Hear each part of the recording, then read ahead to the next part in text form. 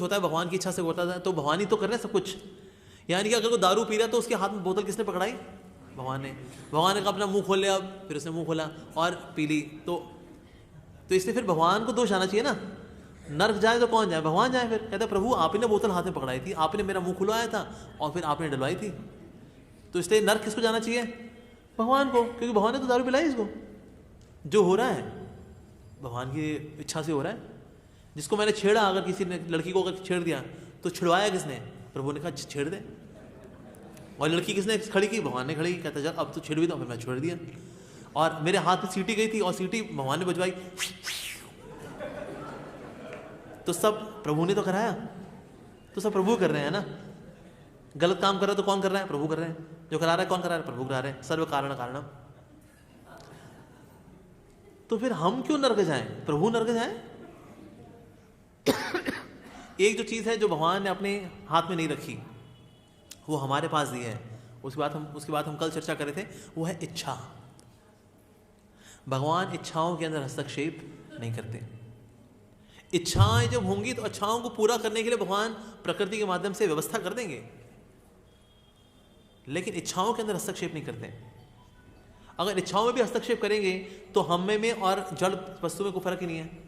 जैसे for example ये जो कटोरी है, इसको मैं ऐसे उछालूंगी, कुछ कर सकती है कुछ ना? क्योंकि ये तो डेड है, कुछ नहीं कर सकती। मैं इसको ऐसे करूँ, ऐसे करूँ, ऐसे करूँ, ऐसे करूँ, इसको उसको उछाल दूँ, ऐसे घुमा दूँ, कटोरी बोलेंगे ऐसे मत उछालो जी, मेरी इच्छा नहीं हो रही, बोलती है, क्योंकि जड़ है।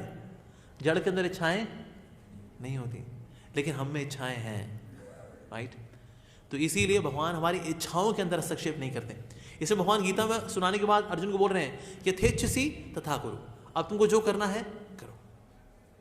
ये भी कर सकते हैं, चल अब मैं तो रिमोट कंट्रोल करूंगा, चल तीर चला, बैठा मैं करता हूँ सब कुछ। नहीं, ओवरऑल नियंत्रण तो भगवान का रहता है, लेकिन स्वेच्छा हमारी रहती है।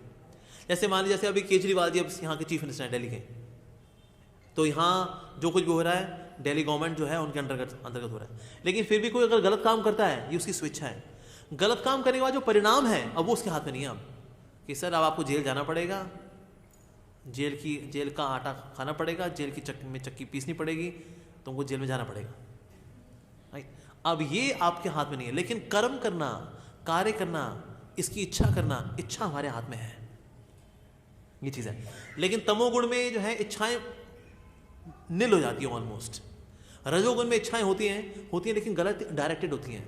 सतोगुण में जो इच्छाएं होती हैं वो फिर भी प्रभु की ओर जाने की और उम्मीद होती है वो जाएंगी। तो सतोगुण में जो है फिर भी इच्छाएं सकारात्मक हैं, अनुकूल हैं। रजोगुण में उससे कम अनुकूल हैं, तमोगुण में तो ना के बराबर है। तो सारा खेल जो है वो इच्छाओं का है। हमें संसार में क्या बांधता है? इच्छाएं बांधती हैं हमको। अच्छा, मुक्त क्या करेगा फिर? इच्छाएं।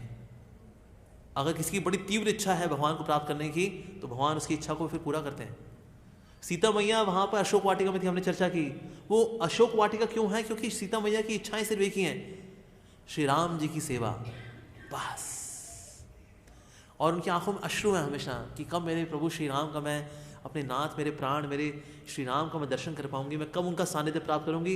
ये सोच सोच के सीता मैया भले ही लंका में है, लेकिन हमेशा वो राम जी के साथ है। इच्छाएं, सारा खेल जो है वो इच्छाओं का है, लाइक दैट।